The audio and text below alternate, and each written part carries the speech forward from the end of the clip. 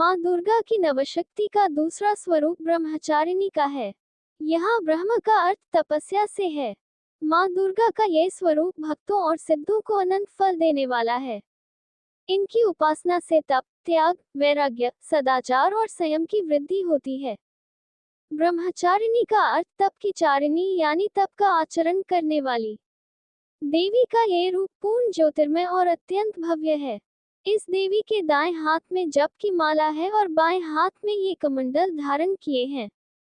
पूर्व जन्म में इस देवी ने हिमालय के घर पुत्री रूप में जन्म लिया था और नारद जी के उपदेश से भगवान शंकर को पति रूप में प्राप्त करने के लिए घोर तपस्या की थी। इस कठिन तपस्या के कारण इन्हें तपश्चारिणी अर्थात ब्रह्मचारिणी नाम से अभिहित किया गया।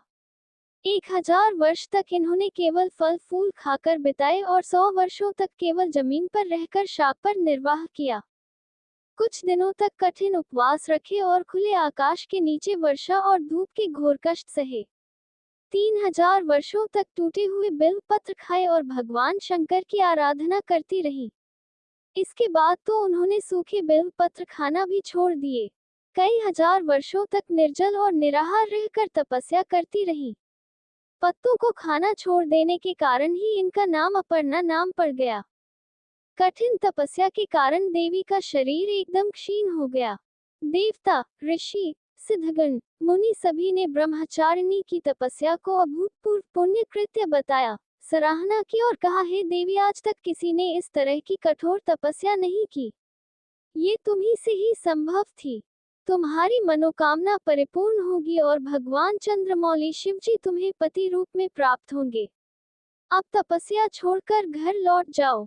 जल्द ही तुम्हारे पिता तुम्हें बुलाने आ रहे हैं। इस देवी की कथा का सार यह है कि जीवन के कठिन संघर्षों में भी मन विचलित नहीं होना चाहिए। माँ ब्रह्मचारिणी देवी की कृपा से सर्व सिद्धि प्राप्त होती है। दुर्गा पूजा के दूसरे दिन देवी के इसी स्वरूप की उपासना की जाती है।